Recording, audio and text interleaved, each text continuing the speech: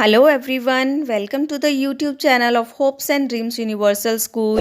Subscribe our channel and press the bell icon button to get the notification of our new videos. Thank you. Hello everybody. Chapter 12 Our Constitution for Class 4th SST. हमारा संविधान. I know कि आधे बच्चों की तो face ऐसे ही मुरझा गए होंगे कि अब ये क्या पढ़ाने वाले हैं ma'am, but this is very interesting chapter and इसकी जितनी भी नॉलेज है जो भी इस चैप्टर में है वो आपके बहुत काम आने वाला है. आपको बहुत कुछ पता चलने वाला है. So listen carefully. Okay, if you have like this information, like this chapter, please like on the video. okay, चलो स्टार्ट करते हैं. ओके स्टूडेंट्स, देखिए हमारा संविधान, जिस तरह से आप घर पे रहते हो तो मम्मा ने आपको बहुत सारे काम दे रखे होंगे कि आपको ये काम इस टाइम करना है, आपको ये काम इस टाइम करना है, और आपकी जो ड्यूटीज़ है कि चलो सुबह उठ के अपना बिस्तर समेटना और ये सारा है ना, और मतलब बहुत सारे हमारे काम होते हैं घर पे. बट समाज को लेके ये पूरा जो भी हमारा देश है इसके लिए भी कई कानून और कई अधिकार है. चलो आप रीड करते हैं, आप समझ जाओगे. Children, you come to school at a given time. बच्चों, आपको जो भी टाइम दिया जाता है कि स्कूल 8 o'clock आना है, 9 o'clock आना है, 10 o'clock आना है, आप आते हो ना उसी time. Prayer, classes and other activities of the school are conducted in a systematic way. ये तो नहीं होता ना कि एक दिन आए हो आप प्रेयर करवाइए, दूसरे दिन प्रेयर नहीं करवाई, दूसरे तीसरे दिन आपको स्कूल से घर वापस जाते हुए प्रेयर करवाई है. मतलब जो भी एक्टिविटी है, जो भी प्रेयर है, जो भी क्लासेस है, वो आपका एक सिस्टमेटिक लगता है. ये तो नहीं है ना कि आज ये वाला सब्जेक्ट करा दिया, कल वो वाला सब्जेक्ट करवा देंगे, आज ये एक्टिविटी करवा दी, आज प्रेयर करवाई नहीं, कल हम दोपहर को करवा देंगे. नहीं, बल्कि जो भी एक्टिविटी सब होती है वो एक सिस्टमेटिक होती है. Even your examinations such as monthly, term and annual are planned and held accordingly. जो भी आपके एग्जाम होते हैं, चाहे वो मंथली हो, चाहे वो एनुअल हो, चाहे वो टेस्ट हो, वो भी सब प्री प्लान होते हैं और सब आपको अकॉर्डिंगली आपको टाइम पे, जो टाइम पे आपको एग्जाम मिलने होते हैं वो मिल जाते हैं. Have you ever wondered how all this could be done so well. क्या आपने कभी सोचा कि इतने परफेक्शन के साथ कैसे होता है कि जब आपका टेस्ट है, आपके एग्जाम है, सब कुछ इवन कि टाइम पे हो जाता है. It is because some rules are laid before the beginning of the academic year. क्योंकि जब भी नया साल शुरू होता है, मान लीजिए आप 4th क्लास से 5th क्लास में जाओगे अब, तो वो आपके लिए न्यू ईयर हो जाएगा. 3rd से 4th क्लास में आए तो वो न्यू ईयर हो जाएगा, है ना, न्यू अकेडमिक ईयर हो जाएगा. तो जब भी न्यू एकेडमिक ईयर शुरू होता है उससे पहले ही पूरे मतलब एग्ज़ाम कब लेने हैं, प्रेयर टाइमिंग, क्लासेस का शेड्यूल, वो सारा पहले से ही प्लान हो जाता है. These rules are very careful followed by all students in the school. ये जो भी नियम बनाए जाते हैं ये स्कूल के इन सभी का सभी छात्रों द्वारा सभी स्टूडेंट बहुत अच्छे से पालन करते हैं. देखो, अगर मान लीजिए कि आपकी टीचर ने बोला कि आपको 9 o'clock स्कूल आना है तो आप लोग 9 o'clock आते हो, है ना. अगर आपका 10:30 पे 1 पीरियड स्टार्ट है तो इवन की 10:30 पे हो जाता है ना. मतलब कहने का मतलब ये है कि जितने भी रूल्स होते हैं वो सारे स्टूडेंट अच्छे से फॉलो करते हैं. इन द सेम वे, इसी तरह से every country has to follow certain rules to govern people well. उसी तरह से जिस तरह से देखो स्कूल में जो भी नियम बनाए जाते हैं तो वो बच्चे फॉलो करते हैं, उसी तरह ही देश को चलाने के लिए भी कुछ नियम बनाए गए हैं जो उस देश में रहने वाले लोगों को बनाने चाहिए, फॉलो करने चाहिए. These rules are laid down in the constitution of the country. जो भी नियम बनाए गए हैं वो हमारे देश के संविधान में लिखे गए हैं. समझ आया. अब हम इन्हीं नियमों के बारे में पढ़ेंगे. देखो, जिस तरह से जो भी स्कूल में नियम बनाए जाते हैं वो सारे स्टूडेंट फॉलो करते हैं, उसी तरह से जो हमारे संविधान में नियम लिखे गए हैं वो हमारे पूरे देश पर लागू होते हैं. ठीक है. What is the constitution. अब आते हैं हम हमारे असली बात पे.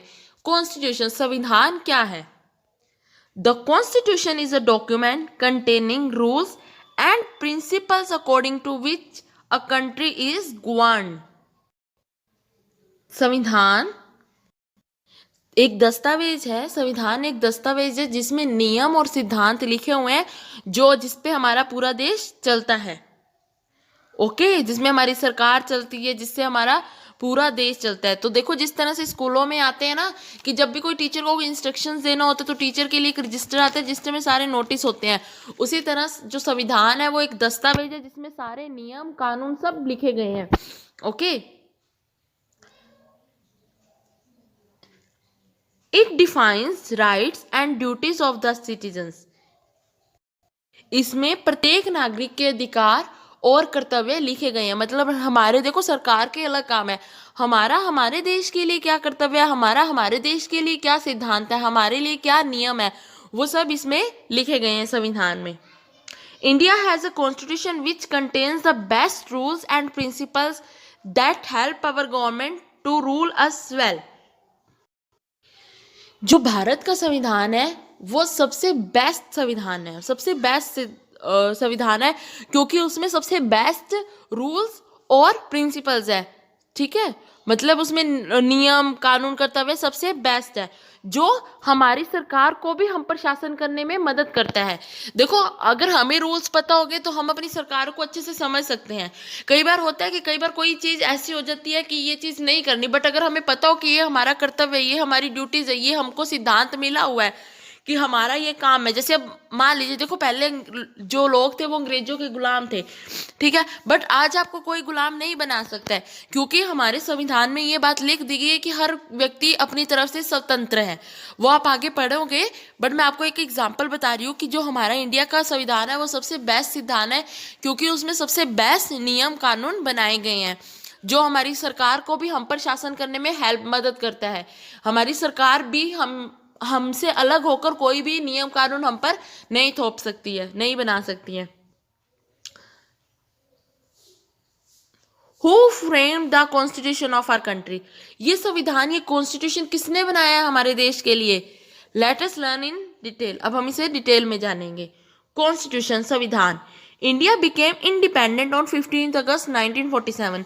जो भारत है वो कब आजाद हुआ था? 15 अगस्त 1947 में। आफ्टर इंडिपेंडेंस, देश आजाद होने के बाद, a good government was necessary to rule the country. देखो पहले सरकार नहीं थी तो क्या था, अंग्रेजों ने हम पर शासन कर लिया, अंग्रेजों ने हमें गुलाम बना लिया। बट जब हमारा देश अंग्रेजों से आज़ाद हो गया तो हमें एक अच्छी सरकार की ज़रूरत थी। देखो हर कोई व्यक्ति अपने आप से, अगर आपको मैं बोलूँ कि उसकी हेल्प कर दो, उसकी बात प्रॉब्लम सुन लो, ऐसा नहीं हो सकता है ना। हमारी प्रॉब्लम को सुनने के लिए एक मेंबर होने चाहिए कई जो हमारे प्रॉब्लम को सुने, उस प्रॉब्लम का हल ढूंढे। तो इसके लिए एक अच्छी सरकार होना बेहद ज़रूरी था। फॉर दिस पर्पस, इसी उद्देश्य से, वी नीडेड अ कॉन्स्टिट्यूशन, हमें एक संविधान की आवश्यकता थी। देखो अब आज़ाद हो गया तो उसको चलाने के लिए, उस देश को चलाने के लिए भी तो होना चाहिए ना कोई। तो सरकार को चलाने के लिए भी हम क्या चाहिए था?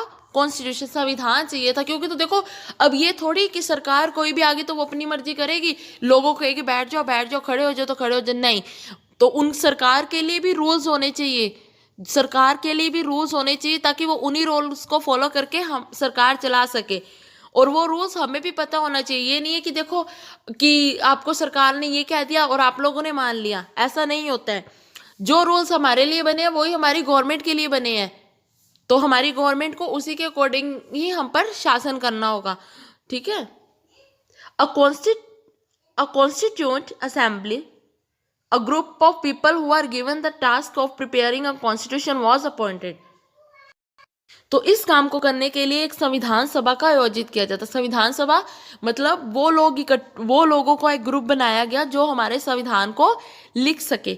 हमारे संविधान में क्या क्या होना चाहिए, क्या क्या नियम होने चाहिए, सरकार की हमारे लिए क्या ड्यूटी होनी चाहिए और हमारी सरकार के लिए क्या ड्यूटी होनी चाहिए, एवरीथिंग। तो उन लोगों को अपॉइंट किया गया जिन्होंने जो हमारे संविधान को लिखने में मदद करेंगे। अब जैसे देखो आपके स्कूल के लिए भी कोई रूल बनाना होता है तो ये तो नहीं है ना अकेले प्रिंसिपल मैम ही हैंडल करते हैं, बल्कि सब टीचर्स को बिठाते हैं पास, फिर वो सब टीचर्स की राय लेते हैं और उसके बाद ही सारा काम किया जाता है। तो उसी तरह से एक संविधान सभा बिठाई गई जिन्होंने संविधान को लिखना शुरू किया। डॉक्टर भीमराव अंबेडकर, आपने नाम सुना होगा, was made the chairman of the constitution drafting committee। तो जो डॉक्टर भीमराव अंबेडकर थे उनको ये जो संविधान है इनका अध्यक्ष बनाया गया। ठीक है, मतलब ये देखो सारे अब सब एक साथ बैठ के संविधान लिखने के लिए, तो उनमें से एक मेंबर को खड़ा मतलब उसको अध्यक्ष बनाया गया, जो डॉक्टर भीमराव अंबेडकर थे, ठीक है, जिन्हें संविधान का पिता भी कहा जाता है। He is known as the father of the constitution, जिन्हें संविधान का पिता भी कहा जाता है। A drafting committee means a committee that design a constitution. प्रारूप समिति क्या होती है, ड्राफ्टिंग कमेटी क्या होती है, जिन्होंने हमारा संविधान को तैयार किया है। ड्राफ्टिंग कमेटी क्या होती है, जिन्होंने हमारे संविधान को तैयार किया है। मैं आपको एक बार फिर से रिपीट कर रही हूँ स्टूडेंट्स कि कॉन्स्टिट्यूशन क्या होता है। कॉन्स्टिट्यूशन होता है जो हमारी सरकार, कॉन्स्टिट्यूशन संविधान एक ऐसा दस्तावेज है जिसमें नियम कर्तव्य लिखे हुए हैं, जिससे हमारी सरकार हम पर शासन कर सकती है, जिसमें हमें हमारे अधिकार बताए गए हैं, हमारे नियम बताए गए, हमारे कर्तव्य बताए गए हैं। तो जब हमारा देश आज़ाद हुआ था, तो आज़ाद होने के बाद हमारे देश को एक अच्छी गवर्नमेंट की जरूरत थी, एक अच्छी सरकार की जरूरत थी, और उस सरकार को भी चलाने के लिए जरूरी थे नियम और कानून जो कॉन्स्टिट्यूशन में लिखे गए हैं। और कॉन्स्टिट्यूशन के फादर कौन है, doctor Bhimrao Ambedkar. Okay, do you know why we celebrate Republic Day. अब देखो आपको पता है 15 अगस्त क्यों सेलिब्रेट करते हैं, क्योंकि तो इस दिन हमारा देश आजाद हुआ था। हम लोग रिपब्लिक डे क्यों सेलिब्रेट करते हैं। The constitution come into force on 26 January 1950, so this day is celebrated as Republic Day. जो हमारा संविधान है उसके नियम कानून 26 जनवरी 1950 से लागू किए गए थे। ठीक है, तो जो भी हमारा संविधान है वो 26 जनवरी 1950 को लागू हुआ था, इसलिए इसे गणतंत्र दिवस के रूप में मनाया जाता है। ओके स्टूडेंट, नाउ अब हम आगे बढ़ते हैं। Let us learn about our goals. अब हम सबसे पहले पढ़ेंगे हमारे गोल्स, हमारे कर्तव्य क्या है, हमारे लक्ष्य क्या है, हम क्या कर सकते हैं। Our constitution has laid down certain goals for the nation. हमारा संविधान है, उन्होंने हमारे लिए कुछ लक्ष्य निर्धारित किए हैं, लक्ष्य जो हमारे लिए हैं। ठीक है, हाँ, कुछ लक्ष्य निर्धारित किए हैं जो हम पढ़ने वाले हैं। डेमोक्रेसी, लोकतंत्र। लोकतंत्र एक ऐसा नाम है राजनीति का जिसमें जनता द्वारा ही एक सरकार चुनी जाती है। Democracy, democracy is government of the people, for the people and bye the people. Such a government is elected by the people. Democracy, लोकतंत्र, लोकतंत्र लोगों की सरकार है। जो लोकतंत्र है वो लोगों की सरकार है, for the people and bye the people, जो लोगों के द्वारा चुनी जाती है और लोगों के लिए ही है। लोकतंत्र लोगों के लिए काम करती है और लोगों के द्वारा ही चुनी जाती है। Such a government is elected by the people. और इनका जो चुनाव निर्माण होता है वो भी लोगों के द्वारा किया जाता है। आपके मम्मा पापा सब वोट डालने जाते हैं, वोट डालने जाते हैं, क्यों जाते हैं, कि वो अपना फैसला खुद ले सकते हैं कि उन्हें कौन चाहिए, अपना प्रतिनिधित्व, अपनी सरकार किसे चुनना चाहते हैं, तो उनको ये हक है कि वो अपनी सरकार खुद चुन सकते हैं। ऐसे तो नहीं है ना कि देखो जो भी खड़ा हुआ और नेता बन गया, जी मैं हूं नेता, मैं आपकी हेल्प करूंगा, ये वो नहीं। बल्कि जो लोकतंत्र है, जो इस गवर्नमेंट है, लोक सरकार है, लोकतंत्र है, ये सरकार जनता द्वारा ही चुनी जाती है और ये जनता के लिए ही होती है। Socialism, it means that all people are equal before the law. Socialism, समाजवाद। स्टूडेंट्स आपसे बार बार कह रही हूँ, please read this chapter and listen this chapter carefully, क्योंकि इसमें आपको बहुत कुछ जानने का मौका मिलेगा। डेमोक्रेसी हम पढ़ चुके हैं, लोकतंत्र जो जनता के द्वारा ही चुनी गई सरकार होती है। सोशलिज्म, समाजवाद, it means that all people are equal before the law. कानून के सामने सब इक्वल हैं, सब एक समान हैं। There is no differences between the rich and the poor. कानून के आगे ना कोई अमीर है ना कोई गरीब है, वो सब इक्वल है। अगर किसी गरीब ने जो जुर्म किया, अगर वही जुर्म अमीर करता है तो दोनों को इक्वल ही सजा होगी। ठीक है, अगर अमीर व्यक्ति भी चोरी कर रहे और गरीब व्यक्ति भी चोरी कर रहे तो भी दोनों के लिए कानून सेम है। तो कानून सबके लिए समान है। Everyone will have equal rights and opportunity to make progress. प्रगति करने के लिए, तरक्की करने के लिए सभी को समान अधिकार है। ये नहीं है, देखो अब जो भी गवर्नमेंट जॉब्स निकलती हैं, या आप देख सकते हो आपके स्कूलों में भी टीचर्स होंगी काफ़ी, तो ऐसा तो नहीं है ना कि सारी अमीर अमीर टीचर्स ही हैं। ये सारी गरीब गरीब टीचर्स, देखो चाहे जॉब है, चाहे कोई भी अधिकार है, चाहे तरक्की करने का अधिकार, चाहे प्रोग्रेस का अधिकार है, जितना अमीर व्यक्ति को है उतना गरीब व्यक्ति को भी है। ये नहीं है कि अगर उस जॉब के लिए अमीर ही चाहिए, नहीं, ऐसा कुछ नहीं है। अमीर व्यक्ति, गरीब व्यक्ति सब एक जगह जॉब कर सकते हैं, ठीक है, तो सब इक्वल है। Secularism, it means that everyone will be free to follow their own religion. इसका मतलब क्या है? धर्म निरपेक्षता।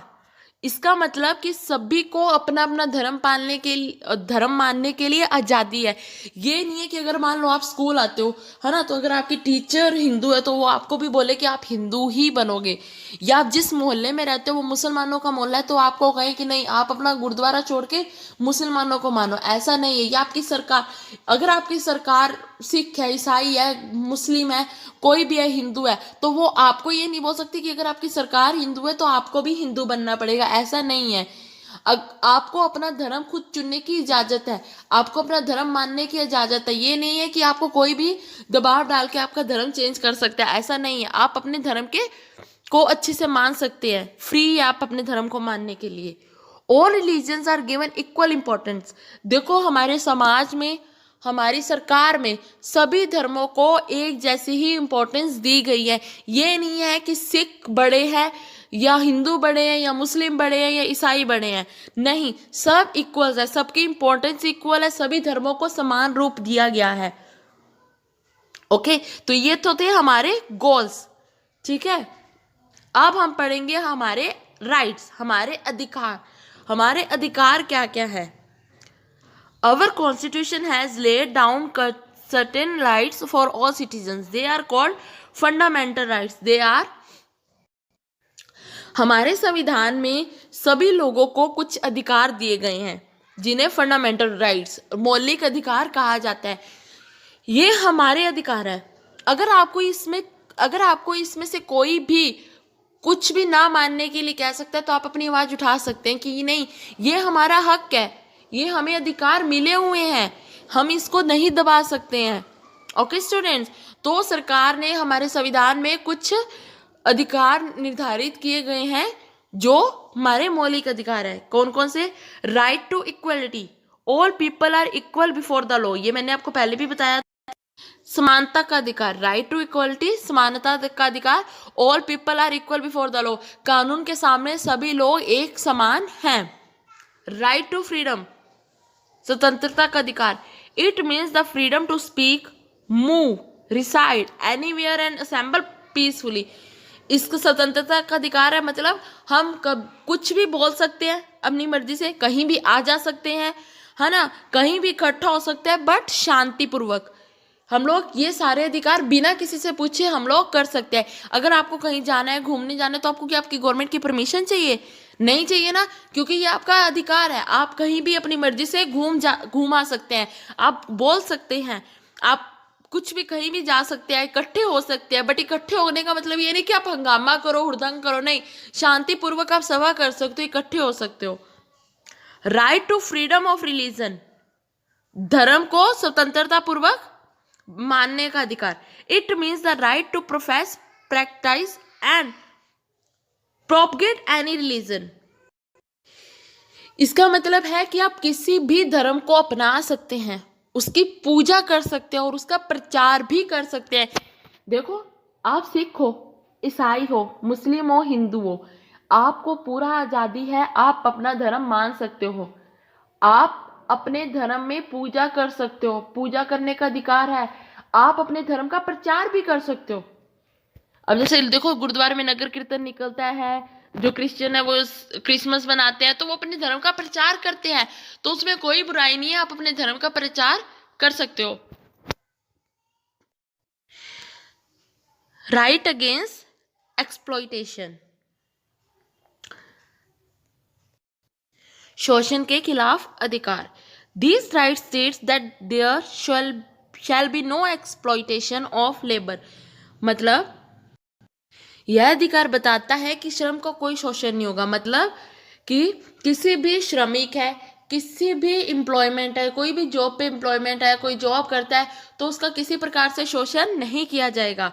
और employment of children below the age of 14 year is ban, और 14 साल के कम बच्चे को रोजगार पर रखना और नौकरी करवाना दोनों ही प्रतिबंध है।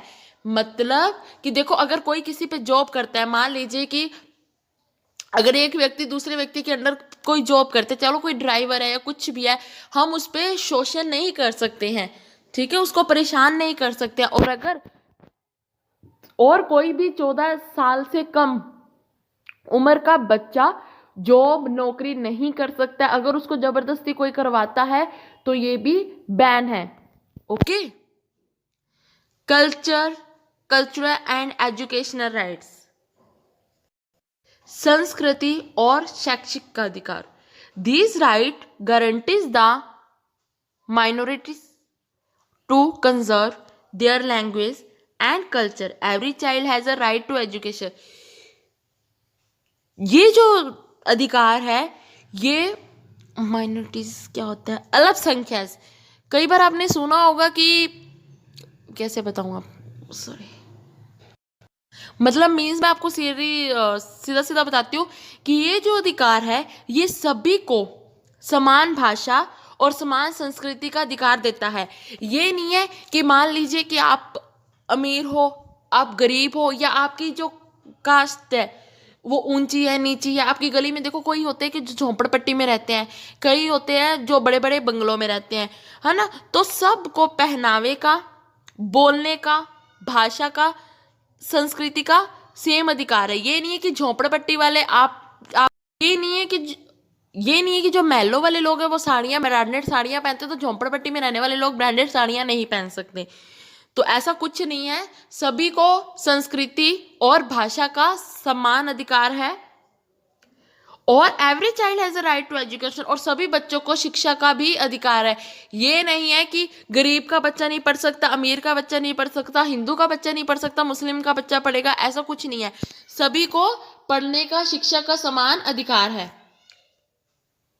राइट टू कॉन्स्टिट्यूशनल रेमेडीज, संवैधानिकता का अधिकार। मतलब when a person feels that he is denied a fundamental rights, he can go to a court to get justice। अब ये देखो, ये सारे आपके अधिकार है। राइट टू इक्वलिटी, स्वतंत्रता का अधिकार, फ्रीडम का अधिकार, है ना, एक समानता का अधिकार, धर्म का अधिकार, पहनने का अधिकार, पढ़ने का अधिकार, आप सभी को ये अधिकार है। अगर किसी व्यक्ति को इन अधिकारों से, इन मौलिक अधिकारों से दूर रखा जाता है तो वो he can go to a court to gate justice, वो न्याय पाने के लिए अदालत में जा सकता है। मान लीजिए कि अगर कोई लोग किसी को दबा रहे हैं, किसी को कह रहे हैं कि तुम अपना धर्म बदलो, या किसी को कह रहे हैं कि तुम्हें ये कपड़े नहीं पहनने, या कह रहे हैं, स्कूल वाले कह रहे हैं कि गरीब का बच्चा नहीं पढ़ेगा, सिर्फ अमीर का बच्चा हमारे स्कूल में पढ़ेगा, है ना। ऐसा नहीं है। अगर आपको आपके मौलिक अधिकारों से वंचित रखा जाता है, अगर आपको आपके अधिकार नहीं दिए जाते हैं, तो आप न्याय पाने के लिए अदालत में जा सकते हैं। Okay. Citizens can enjoy their rights, but they too have some duties towards the country and society. Citizens can enjoy their rights. जो नागरिक है वो इन अधिकारों का आनंद ले सकते हैं। मतलब आपको ये अधिकार मिल चुके हैं तो आप इनसे खुश भी हो और आप इनका अधिकार अच्छे से ले भी सकते हो। But they too have some duties toward the country and society. But इस देश के लिए और समाज के लिए आपके भी कुछ कर्तव्य हैं। ये नहीं है कि आपने अपने अधिकार लिए और बात खत्म होगी, नहीं, इस देश के लिए और इस समाज के लिए आपके भी कुछ कर्तव्य हैं। Example, to move on the roads is your right, सड़क पर चलना आपका अधिकार है। But to obey traffic rules is your duty, but जो ट्रैफिक रूल्स है, ट्रैफिक के नियम है, उनको पालना आपका कर्तव्य है। ये नहीं है कि आपने अपना अधिकार ले लिया बट आपने कर्तव्य नहीं पूरा किया, ऐसा नहीं है। अगर आपने अपने अधिकार लिए तो आपको अपने देश के लिए और समाज के लिए कर्तव्य भी पूरे करने होंगे। आपने सड़क पर चला बट ट्रैफिक रूल्स को मानना आपका कर्तव्य है। आवर ड्यूटीज, हमारे कर्तव्य। Rights and duties have a very close relationship. To enjoy our right we must do our duty. जो हमारे अधिकार हैं और हमारे कर्तव्य हैं, इन दोनों का करीबी नाता है, रिश्ता है, हम कह सकते हैं ये बहुत करीबी है। क्यों? अगर आपको अपने अधिकार इंजॉय करने हैं, अगर आपको अपने आनंद, ये अधिकार आनंद से रखने हैं, आनंद में जीने हैं, तो we must do our duty, तो हमें अपने कर्तव्य का पालन करना होगा, है ना। अगर आपको अपने अधिकार चाहिए तो देखो आपको अपने कर्तव्य भी निभाने होंगे। अब मान लीजिए अगर आपको घर पे भी है, आपको अगर अपना घर पे भी अपना चाहिए कि सब मुझे प्यार करे, सब मुझे पूछे, मम्मा मेरे लिए कुछ लेकर आए, पापा मेरे लिए गिफ्ट लाए, है ना। अगर आप अपने लिए कुछ अधिकार चाहते हो तो आपको भी बदले में मम्मा पापा को कुछ काम करना पड़ता है ना, उनका कहना मानना पड़ता है। तो उसी तरह अगर हमें अपने अधिकार अच्छे से चाहिए, इंजॉयमेंट चाहिए, आनंद के साथ चाहिए, तो हमें हमारी कर्तव्य भी करने होंगे। The duties laid down by the constitution are called fundamental duties. The fundamental duties are, देखो जो कॉन्स्टिट्यूशन संविधान में हमारे लिए कर्तव्य लिखे गए हैं, वो कौन से कर्तव्य हैं? हमारे मौलिक कर्तव्य हैं। कौन कौन से हैं वो? We must follow the laws of the country. देखो हमारे देश के लिए जो भी कानून बनाए गए हैं, हमें उन कानून को मानना चाहिए। ये नहीं है कि देखो हम, हमारे लिए तो जो कानून बना है कि हम तो भाई अपना धर्म अपनाएंगे, हम तो यहाँ मर्जी जाएंगे, बट जो आपके देश के लिए कानून बने आप वो भी मानोगे, ठीक है। We must respect the national flag and the national anthem. हमें हमेशा हमारे नेशनल फ्लैग और नेशनल एंथम की रिस्पेक्ट करनी चाहिए। अगर आपका नेशनल एंथम स्टार्ट है, आप कहीं भी सुनो तो आपको फटाफट से स्टैंड अप होना चाहिए। ये आपका कर्तव्य है। इसका मतलब है कि आपने नेशनल एंथम की रिस्पेक्ट की है। We must protect the unity of our country. हमें हमारे देश की एकता की रक्षा करनी चाहिए। हम सब कहते हैं ना, हम सब हिंदुस्तानी हैं, हम सब एक हैं, तो हमें हमारी एकता की रक्षा करनी चाहिए। ये नहीं है कि दो लोगों में लड़ाई करवा दो, ऐसा नहीं है। ओके,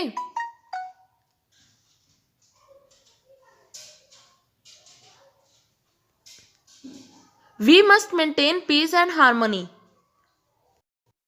हमें हमेशा हर जगह शांति बनाए रखनी चाहिए। ये नहीं है कि हड़तालें कर दो, बिना बिना बस सरकार को सबक सिखाने के लिए हड़तालें कर दो, दंगा कर दो, नहीं। हमें हमेशा शांति बनाए रखनी चाहिए। We must pay our taxes. हमें हमारा टैक्स पे करना चाहिए। देखो अगर हम जॉब कर रहे हैं तो हमें उसको, सरकार का जो भी टैक्स बनता है तो वो हमें पे करना चाहिए। We must help the government in times of necessity. हमें जब भी सरकार को हमारी आवश्यकता है तो हमें उनकी मदद करनी चाहिए। देखो अगर सरकार हमारी मदद करती है तो अगर उन्हें जरूरत पड़ी, हमारी सरकार को हमारी जरूरत है, तो हमें भी हमारी सरकार की मदद करनी चाहिए। We must protect our national environment. हमें हमारा राष्ट्रीय पर्यावरण की रक्षा करनी चाहिए, हमारे राष्ट्र की। हम जहाँ रहते हैं, है ना, हमारा जो आसपास का माहौल है, हमें इसको हमेशा अच्छे से बनाए रखना चाहिए। ये नहीं है कि कोई कुछ भी आके कर जाए और हम लोग कुछ भी ना करें। ठीक है स्टूडेंट, तो मैंने आपको आपके गोल्स बताए थे। आपका गोल्स क्या है? डेमोक्रेसी, सोशलिज्म और सेक्युलरिज्म। और आपके अधिकार जो है वो भी बता दिए मैंने, और आपके कर्तव्य क्या है वो भी मैंने आपको बता दिए। अधिकार और कर्तव्य, अगर हम अपने अधिकार मानते हैं तो हमें अपने कर्तव्यों का पालन भी करना चाहिए। Now directive principles. अब जो हमने पढ़े वो तो हो गया लोगों वाला। लोगों के लिए, हमारे नागरिक के लिए क्या क्या कर्तव्य है और क्या क्या अधिकार है। अब हम पढ़ेंगे निर्देशक प्रिंसिपल, निर्देशक सिद्धांत। Okay, the constitution has laid down some principles for the government. जो हमारा संविधान है उसने हमारी सरकार के लिए भी कुछ सिद्धांत बनाए हैं, कुछ नियम कानून बनाए हैं। देखो लोगों के लिए अधिकार और कर्तव्य हमने पढ़ लिए, अब हम पढ़ने वाले हमारी सरकार के लिए क्या क्या कर्तव्य हैं। They are called the directive principles of the state policy, जिन्हें राज्य नीति के निर्देशक सिद्धांत कहा जाता है। This principle direct the government to function as a welfare state.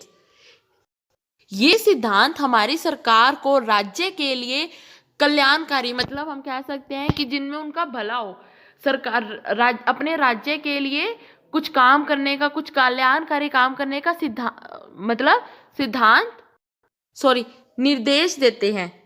समझ आया? ये जो डायरेक्टिव प्रिंसिपल्स हैं, ये जो निर्देशक सिद्धांत है, ये हमारी सरकार के लिए है, जो राज्य नीति के निर्देशक सिद्धांत है, जो सरकार को अपने राज्य में कल्याणकारी काम करने के निर्देश देते हैं। सम ऑफ द प्रिंसिपल्स आर, यहाँ पर आप कुछ सिद्धांत बताए गए हैं। The government should improve living condition of its people. सरकार जो हमारी गवर्नमेंट है उसको लोगों को रहने की नीति में सुधार करना चाहिए। देखो जो अफोर्ड नहीं कर पाते हैं घर, है ना, या जिनको वाकई में घर की जरूरत है बट वो अफोर्ड नहीं कर पाते हैं, एवरीथिंग, मतलब सबको, अगर किसी का घर बाहर से ढह चुका है या किसी के कोई प्रॉब्लम आ गया तो सरकार को सबको शुड इम्प्रूव लिविंग कंडीशन, सब लोगों का घर मतलब लोगों के रहने की स्थिति में सुधार करना चाहिए।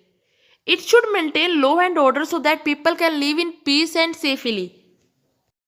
सरकार को हमेशा अपने कानून और व्यवस्था को बनाए रखना चाहिए ताकि जो लोग हैं वो शांतिपूर्वक और सुरक्षा से रह सके।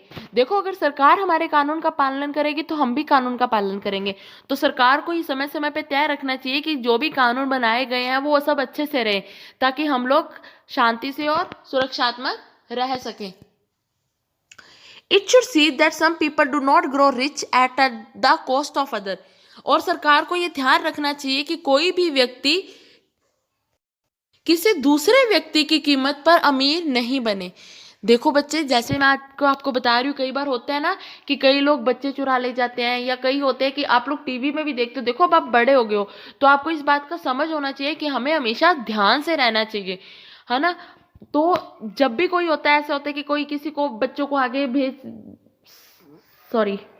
कि मतलब ये है कि कभी किसी को नुकसान पहुंचाकर अमीर ना बने, किसी की कीमत पे अमीर ना बने। ये नहीं है कि मैं अगर मुझे अमीर बनना है तो मैं मेरे साथ वाले मेंबर से चोरी कर लूं, है ना, या उसको मार दूं या उसको कहीं और फेंक दूं, बेच दूं, ऐसा नहीं है, ठीक है। मतलब ये है कि किसी दूसरे की कीमत पर कोई व्यक्ति अमीर ना बने। बच्चों, मुझे पता है कि आप छोटे बच्चे हो बट जो हमारे राइट्स है, अब आप 4th में हो चुके हो इसीलिए मैं आपको क्लियरली बता रही हूँ, तो इसको प्लीज़ माइंड में मत लेना, ठीक है। ऐसा कुछ इशू नहीं है, अगर आप सेफली रहोगे तो आपके साथ कभी कुछ नहीं होने वाला है। ओके, सो प्लीज़ आप इसको अपने माइंड पे मत रखना। Children should be given free and compulsory education up to the age of 14। बच्चों को 14 वर्ष से जो कम बच्चे हैं उनको फ्री शिक्षा देनी चाहिए। उनको जो अफोर्ड नहीं कर पाते हैं फीस स्कूलों में पे करना, उनको फ्री शिक्षा देनी चाहिए। Man and women should get equal pay for equal work. Man और वुमेन दोनों को इक्वल पेमेंट मिलनी चाहिए। जब दो लोग एक ही जगह जॉब करते हैं, मान लीजिए कि अगर आपके स्कूल में एक वुमेन टीचर है और एक मैन टीचर है, दोनों ही आपको मैथ पढ़ा रहे हैं, तो दोनों की सैलरी क्या होगी, इक्वल होगी। या आप किसी ऑफिस में हैं, आपकी मम्मा पापा, तो जो एम्प्लॉयमेंट है, चाहे वो जेंट्स है चाहे वो लेडीज़ है, अगर वो एक ही काम कर रहे हैं, दोनों का काम सेम है, तो उनकी जॉब भी क्या होगी, उनकी सैलरी भी क्या होगी, पे क्या होगी, इक्वल होगी। Okay, the condition of scheduled castes, scheduled tribes and weaker section of society should be improved. जो अनुसूचित जातियां हैं, जनजातियां हैं, जैसे हम कह सकते हैं ना कि अब देखो आप लोगों में से भी कई लोग जनरल में आते हैं, कोई ओबीसी में आते हैं, कोई एसटी में आता है ना। या मान लीजिए कि जो झोंपड़पट्टी में रहते हैं, है ना, जो ज़्यादा अफोर्ड नहीं कर सकते, उनकी स्थिति में सुधार लाना है, उनकी स्थिति में सुधार लाना। तो ये गवर्नमेंट के रूल्स है कि एक तो सब लोगों को अच्छे से रहने का अधिकार होना चाहिए, सरकार को लॉ ऑर्डर पे ध्यान देना चाहिए ताकि लोग शांति और सेफली रह सके, और कोई व्यक्ति किसी दूसरे व्यक्ति की कीमत पर अमीर नहीं बनना चाहिए। 14 साल से कम बच्चों को शिक्षा का अधिकार होना चाहिए, फ्री शिक्षा का अधिकार होना चाहिए। अगर मैन और वुमेन एक ही जगह पर इक्वल काम कर रहे हैं तो उनकी सैलरी इक्वल होनी चाहिए, और जो लोग अफोर्डेबल नहीं है या जो झोपड़ियाँ वगैरह में रहते हैं उनकी स्थिति में सुधार करना चाहिए। तो ये है हमारी सरकार के निर्देश। डू यू नो, क्या आप जानते हैं, the Indian constitution is the longest written constitution of any sovereign country in the world with 25 parts containing and 448 articles and 12 schedules। जो इंडियन कॉन्स्टिट्यूशन है, जो भारत का संविधान है, वो किसी भी देश के संविधान से सबसे लंबा संविधान है, सबसे लंबा लिखित संविधान है, मतलब लिखा हुआ है संविधान में सारा कुछ। तो जो हमारा इंडिया का संविधान है, कॉन्स्टिट्यूशन है, वो सब किसी भी देश के संविधान से सबसे लंबा लिखित संविधान है, जिसमें 25 पार्ट्स हैं और 25 पार्ट्स भाग हैं और 448 आर्टिकल्स है, 448 आर्टिकल्स लिखे हुए हैं और 12 अनुसूचियां हैं उसमें। ठीक है, तो 12 अनुसूचियां हैं, 12 भाग है और 448 उसमें लेख हैं। और ये दुनिया का मतलब सभी कंट्री से भारत सबसे लंबा लिखित संविधान है। तो देखो बच्चों, अब आपने सरकार के निर्देश पढ़ लिए, सरकार के रूल्स, हमारे अधिकार हमारे कर्तव्य पढ़ चुके हैं। ओके, तो इसको ध्यान से सुनना, ध्यान से रीड करना। हो सकता है कि मुझसे भी 1-2 मिस्टेक्स हो गई हो, but ignore it please. Okay, and listen this video carefully. Goodbye. Have a nice day.